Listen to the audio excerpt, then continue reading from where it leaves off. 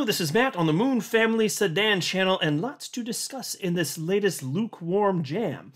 As it turns out, Judge Torres wants to see everything. She has ultimately ruled that all of the amicus briefs that have been filed by third parties are allowed to be submitted. She literally just wants everything. And it's interesting because I think under different circumstances, you wouldn't necessarily expect all of these to have passed the smell test. In particular, there's one that stands out to me that was written in favor of the SEC from InvestReady, but is what it is.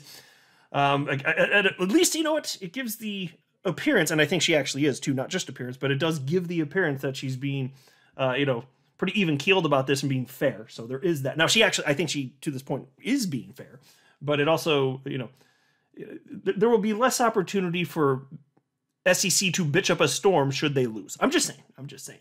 So we got that. I've got something short from attorney Jeremy Hogan about the whole rumor that was floating around earlier today about the SEC and Ripple coming to potentially a settlement tomorrow.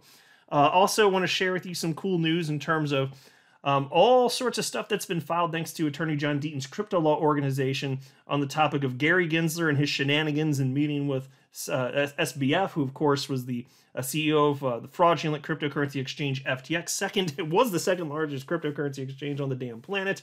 Also have something to share with you from Stuart Alderati on that topic as well. But before going further, I do want to be clear, I do not have a financial background of any kind. I am not offering financial advice. And you definitely should not buy or sell anything because of anything I say or write. I'm just an enthusiast who enjoys making YouTube videos about crypto-related topics, but just as a hobby and just for fun. Now, shout out and credit to James K. Filan, attorney within the XRP community, for sharing this news as it broke earlier today, as well as John Deaton's crypto law organization, which also shared this news. So here's what attorney Filan wrote. Judge Torres has granted motions to file AMICUS briefs. By November 18th, 2022, the association, 6 XRP holders, Coinbase, the CCI, Valhill, the Cryptillion, Veridao, Reaper Financial, InvestReady, NSEI, and Paradigm must file their formal briefs. And so there were already a few that had been approved prior to this. And so I'll just tell you the end result is that all of the amicus briefs, all the applications for amicus briefs that were filed were approved by the judge. So it comes out to 16 amicus briefs in total, which is unprecedented. So you've got 13 in favor of Ripple. You've got 1 neutral, that would be the Chamber of Digital Commerce. And then you've got 2 in favor of the SEC, and that would be InvestReady, which attorney Hogan rightfully heavily critiqued, and then NSEI, which it was, even before filing this damn thing, is literally biased against XRP itself. And I highlighted that in a recent video. It's on social media. Like they're biased against XRP in terms of utility and this and that, blah, blah, blah. So attorney Hogan, in response to seeing that this was filed, wrote the following. Judge Torres is being very liberal in granting these. The parties know not to waste time objecting. She wants to see it all. Yeah, and I did notice that. I didn't see objections after the first 1 or 2 of these from the SEC. They just gave up. They realized that it would just be annoying to the judge, if anything, and so why bother? It became very clear very early on. The judge just wants everything. And that's fine. Perfectly fine. Even though I still think that Attorney Hogan was right, especially when he's talking about that InvestReady amicus brief. That one, my God. That guy admitted he slapped it together in a few hours, and Attorney Hogan, I wish I had pulled the tweet up for this video now, he actually literally stated, yeah, but, and I'm paraphrasing here, but you're wrong on like effectively the law of this. Actually, you know what? If I can find it quickly, I'll just pull it up for this video. Let me go to his profile here. If I can find it quickly, but if not, I don't want to make you guys all sit around and wait. Actually, I'd probably have to go under replies. This might take longer than I want it to. Choices. All right, I'll see if I can find it. If you bear with me for like a few seconds, if I can't find it pretty quickly, then I will give up. But I know it's here. I just don't like having a bunch of delay, and then this is me making random mouth words to try and make you not click on another video. Please don't leave me. Please don't leave. Is it working? Please stay here. Stay here. I may have missed it. I didn't see. Fine. Maybe I'll give up. Well, you know what? My paraphrasing is going to just have to be sufficient in that case. I mean, I told you this was a lukewarm jam. Like, what do you expect from me right now? Okay, it's a lukewarm jam. It's not a hot jam. It's lukewarm. It's a little tepid. That's as good as we're getting with these market conditions. I'm just saying. But that is the message that he conveyed. So Attorney Hogan, he even said, hey, maybe you should consider... Oh, oh my God, I actually found it. Is this becoming a hot jam? No, it's still tepid. It's lukewarm. But take a look at this. So this was Adrian. This is a guy from Invest Ready that was writing in response. So he responded to Jeremy Hogan, who noted that, this isn't really much of a legal argument effectively. And he was asking, is the guy who wrote this, is Adrian Alvarez. He's the guy that wrote for Invest Ready. Attorney Hogan was asking, is this guy, is he even admitted in federal court? And Adrian, the attorney who wrote for Invest Ready, said, I am not a litigator at all. Just tried my best to put this together in a few hours. So there you go. In a few hours, he just wrote this thing up, and it was outside the scope of what Judge Torres said that she would be willing to accept in an amicus brief. And then Attorney Hogan responded to that and wrote the following. I appreciate your candor, but a lot of people and businesses have their livelihoods riding on this decision. You obviously don't understand the facts or law of the case. Perhaps a withdrawal of the brief is in order. And then Attorney Hogan responded and wrote, he called XRP more of a commodity in a tweet when responding on Twitter, but said XRP was definitely a security in his brief. Need I see anything more? Exactly. So Adrian, who wrote on behalf of the SEC for his firm, Invest Ready, which stands to have financial gain if this ruling goes the way that he wants it to, which means in favor of the SEC, he literally said XRP is more of a commodity on Twitter, but then in the brief, he said it's definitely a security. Well, how do you reconcile those two damn things? This guy, I think he's operating in his own interest. It is what it is. He's got the right to do this. So nobody go after him. Nobody reach out to the guy. Don't do it. I'm just saying that I think that this is very self-serving for him and not in the, he's not seeking to acquire or to ascertain what the truth is. I'm just saying, that's my personal perspective on this. And then you've also got this from Attorney John Deaton. Tomorrow I file XRP holders amicus brief with my declaration. I encourage you to review it, including exhibits.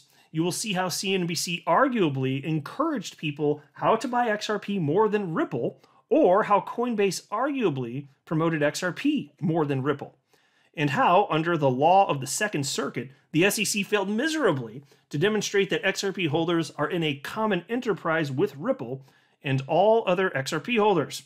I use the Celsius bankruptcy as an example that destroys horizontal commonality under Second Circuit precedent.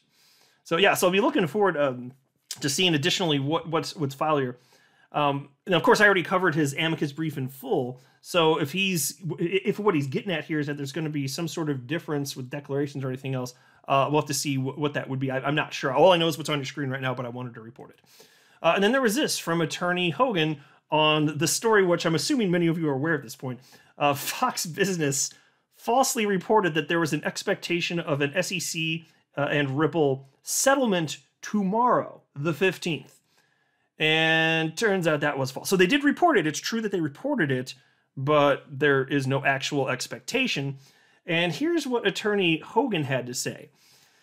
He wrote, I don't think so highly of myself, but in case we just witnessed a strange game of whisper from me to Fox News, what I said was, if, quote, if the Ripple case was going to settle, the most likely time would be from September 15th to November 15th, end quote. Not that the case is going to settle on November 15th. So look, and I was wondering too, in the video I put out this morning where I was talking about this topic, I did bring this up, and it was before Attorney Hogan had tweeted this out himself, so I didn't include this in the video. But I was wondering, okay, because we know that the 15th date was talked about, at least a couple times by Attorney Hogan. It's an important date, and he did state that if settlement's going to happen, it's most likely to occur by then. Did somebody at Fox Business take that statement, misconstrue it, and then just state that there is an expectation of this, and then happen to slap it down when they had a guest on, without talking about it beforehand? There's a pretty decent chance that's exactly what happened, because where the hell else would that have come from? I sure as hell don't know.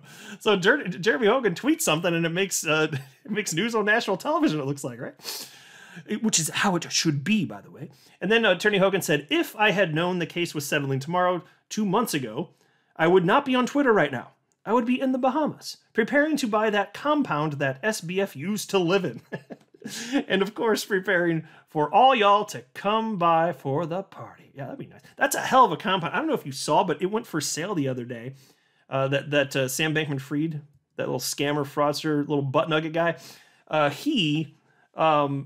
I guess he's not there anymore because it's for sale for $39.5 million. Looks pretty damn sweet, to be honest. And then there was also this from John Deaton's crypto law organization. Nearly 4,000 messages have been sent through our Connect to Congress app so far from the U.S. Residents demanding an investigation of Gary Gensler's actions in the FTX fraud and what he was in talks about with Sam Bankman-Fried before it was exposed. 4,000. That's pretty wild. That's incredible. And then the crypto law continues. The questions surrounding Gensler's behind-the-scenes actions before FTX imploded will not be answered through unattributed comments to reporters. The American people deserve the whole truth, on the record and under oath. It doesn't matter who controls the gavel in either chamber of Congress. It's the constitutional duty of Congress to provide this oversight and get to the bottom of the deceit, influence peddling, and destruction of lives at the heart of the FTX scandal. Amen. And attorney Deaton retweeted that and said, as Ben, who of course is BitBoy Crypto of YouTube fame, as Ben said, he's one of the 75,000 XRP holders who joined in the fight versus the SEC. Him using his voice and platform helped get to that number, which is still growing. When he's done with SBF, I'm sure he will help get the word out to take the 30 seconds for this. And Ben Armstrong actually saw that, and he retweeted that and said, literally just got off an interview with Bloomberg Business reporter talking about this. Let's go XRP Army. That's the coolest damn thing. Decentralized justice, my friends. Is it John Deaton that coined that? He said that a number of times, and I really like it. I actually don't know for sure who coined it, but I really like that. And so here you go. Everybody just working together to get the word out, all doing their parts. And then there's this from Stuart Alderati, who is Ripple's general counsel. That means he's their top in-house legal guy. And he wrote the following. Investigators should ask, was Gary Gensler acting alone when meeting with SBF? Was this a last gasp effort to finally manufacture that ever-elusive SEC registration the chair has been after? Would SBF have ended up with even more consumer assets under his control? If the SEC was actually crypto's lawful cop on the beat, there would be no need for the chair to repeatedly cajole market participants to come in and register. Regulators with proper jurisdiction don't need to cajole, bully, or enter into backroom deals. That's why regulation by enforcement has been the SEC's go-to. The tortured enforcement process itself is the punishment, which is why most settle. With settlement in hand, the SEC then pretends it has lawful jurisdiction, when all it really has is a coerced surrender, which has led to disastrous consequences. For example, in February, and this is disgusting. We talked about this. Check this out. In February, the SEC trumpeted its $100 million BlockFi settlement and a commitment by BlockFi to register with the SEC. But BlockFi couldn't afford to pay the fine, and nothing was ever registered. Instead, BlockFi was allowed by who, ? To be rescued by SBF, who, if reports are true, got access to BlockFi's assets, including customer deposits. And once again, the bankruptcy lawyers are getting rich while consumers are left holding the bag. Calls for investigations into SBF and FTX are entirely warranted given the fallout. However, that investigation shouldn't obscure the market havoc and consumer harm the SEC continues to create in the absence of regulatory clarity in the US. So think about this. The SEC, and I was not thrilled to see him go after BlockFi. I really was not. You may recall that $100 million settlement, but there weren't funds for it. And so then FTX came in allegedly to the rescue, except for rescue not so much. Gave him access to customer funds, as it turns out. Now, BlockFi looks like they're going to have to exit stage left. It looks like they're just not going to exist. That's what's probable at this point, unfortunately. And I hate to see it just as much as everybody else. But Gary Gensler, attacking BlockFi and You get to this point because you just the path of least resistance is the settlement if you can get it. If the terms are remotely something you can live with. Now, in the case of Ripple, obviously they aren't. But with BlockFi, like, okay. But that means they had to eat $100 million and they had to get bought out by what turned out to be a Ponzi scheme? FTX? This should not have happened. It's disgusting, and Stuart Alderati is hitting the freaking nail on the head. I'm not a financial advisor. You should not buy or sell anything because of anything I say or write. That would be a very, very, very bad idea. Until next time, to the Moon Family Sedan. Yay, getting groceries.